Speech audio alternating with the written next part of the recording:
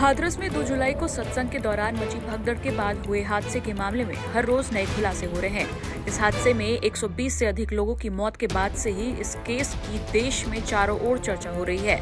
इस बीच एक सवाल जो सबके मन में चल रहा है वो ये है कि आखिर इस हादसे के पीछे की असली वजह क्या थी। क्या ये महज एक हादसा था या फिर कोई साजिश? इस सवाल का जवाब जानने के लिए जांच एजेंसियां लगातार मामले की तफ्तीश में जुटी हुई है।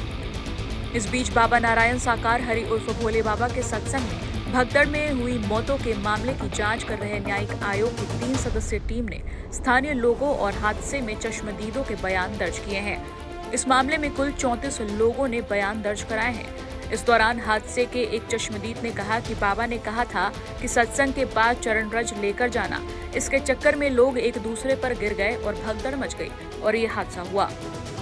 पीडब्ल्यूडी गेस्ट हाउस में रविवार को आयोग के समक्ष बयान में हाथरस के देव चौधरी ने कहा कि एटा से आते समय भगदड़ देखी तो रुक गए। महिलाएं रो रही थी। करीब 20 शवों को हमने उठाकर वाहनों में रखवाया। वहां बाबा की कोई सुरक्षा व्यवस्था और सेवादार नहीं थे। देव चौधरी के मुताबिक हाथरस में सत्संग में आए लोगों ने उन्हें बताया कि बाबा ने प्रवचन के बाद कहा था कि चरण रज लेकर जाएं। रज लेने की होड़ में लोग पैरों के नीचे आते गए। हमने ये जानकारी दी, उन्होंने हमसे पूछा कि आप घटना के समय थे। मैंने कहा हाँ, हम घटना के समय थे, हम उधर से आ रहे थे एटा से। तो हमें जैसे वहाँ पर गाड़ी रोकी, हमने देखा पर भगदड़ हो रही थी, चीख पुकार जैसे एक युद्ध होता है ना, उस तरह से हो रही थी चीख पुकार। हमने मैं और मेरा भाई था साथ में, मुकेश पहलवान, हमने गाड़ी रोक कर और हमने साइड में लगाई। हम जैसे गए, जैसे थोड़ी दूर पहुंचे तो बॉडियों को लेके जा रहे थे लोग, और किसी की सांस चल रही थी, कुछ ऐसी बात नहीं, सारी बॉडी थी, सांस चल रही थी, सांस थी। तो अपने जिनके उनके पास जो अपनी प्राइवेट वैन, गाड़ी, बोलेरो जो भी थी उनमें रख रहे थे। 1-2 महिला हमारे पास आई, भैया रोते हुए, भैया हमारा बेटा वहां पर, हमारा पति वहां पर। तो हमें देखते ही हम एक शॉर्ट सा रह गए, हम एक साथ ऐसा रह गए, हम कहाँ आ गए यार जी, हम यानी भयभीत हो गए। तो फिर हमने सोचा चलो कोई बात नहीं है, इनकी सहयोग करना चाहिए। हमने उनके साथ उनके पतियों को, महिलाओं को, बेचारा महिला ज्यादा वहाँ पर डेड थी, महिला घायल भी थी, उनको उठवा के हमने प्राइवेट गाड़ी में रखा हुआ था। प्रशासन भी लगा हुआ था वहाँ पर, पुलिस के लोग भी लगे हुए थे। एक सिकंदर राव के वो हैं कि वहाँ पर एसडीएम थे, वो भी अपनी हाथ में उठा के बॉडी में वो भी लगे हुए थे। तो हमने भी अपनी बॉडी उठाई और रखवाई, भिजवाई वहाँ पर। ये जाके हमने देखा बॉडी आपने भिजवाई, कितने लोगों को इंजर्ड हुए थे उनको? कम से कम 15 से 20 लोगों को मैंने उठवा के रखवाया बॉडियों को, और 10-15 घायलों को मैंने रखवाया उनको। वो अपने प्राइवेट वाहनों में ले गए।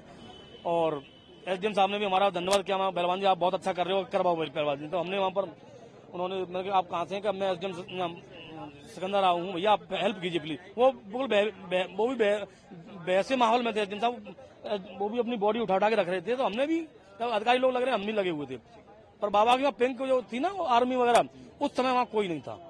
सबसे ज्यादा मैं चाहूंगा, इसमें गलती है जैसे भी है, प्रशासन अपनी तरफ लगा हुआ है और अधिकारी लगे हुए हैं, परंतु जो बाबा भगवान था, मान लो जनता के लिए भगवान था, तो मैं मानता हूँ, मेरा मानना ये है कि भगवान था वो, और हम लोग भगवान मानते हैं उसे, जैसे उसके भक्त हैं। तो बाबा को, जैसे बाबा वहां से माइक पे अनाउंसमेंट करके गया कि मैं जा रहा हूँ और मेरे तुरंत पीछे आप रज ले लीजिए, रज को लगा दीजिए, कोई कैंसर है, बीमार है घर में, वो ठीक हो जाएगा, तुरंत नौकरी लग जाएगी। तो मेरा मानना ये है कि जैसे बाबा वहां से गई, तो बाबा जैसे निकले यहाँ से और 10-15 कदम निकले होंगे, तब तक ही वो भीड़ भगदड़ में दब कुचल के मरने लगे। तो बाबा को वहां रुककर और तुरंत माइक के माध्यम से कहना चाहिए था कि नहीं नहीं रुको रुको। तो बाबा चाहते तो इस घटना को टाल सकते थे। अच्छा, आप एक बहुत इम्पोर्टेंट बात बता रहे हैं। जी जो बाबा की आर्मी है, जी वो प्राइवेट सिक्योरिटी गार्ड, जी वो वहाँ पर बिल्कुल नजर नहीं आए, उस समय नहीं नजर आई, किसी की मदद नहीं करी। जी नहीं करी।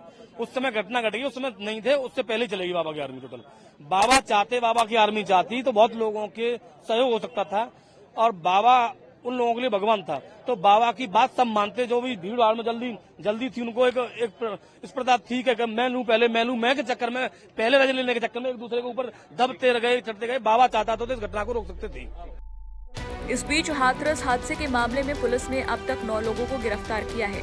आरोपियों से पूछताछ में कई चौंकाने वाले तथ्य सामने आए हैं। एसआईटी ने भी इस मामले की जांच में कई बयान दर्ज किए हैं। मीडिया रिपोर्ट्स के मुताबिक 2 सदस्यीय जांच टीम हाथरस के डीएम, एसपी सहित अब तक 100 से अधिक लोगों के बयान दर्ज कर चुकी है। इस बयानों में घायल सेवादार और अनुयायियों के साथ ही आसपास के गांव वालों के बयान भी शामिल हैं। अब देखना होगा कि इस हादसे के पीछे की असली वजह कब तक सामने आती है। टाइम्स नाउ भारत डिजिटल की रिपोर्ट।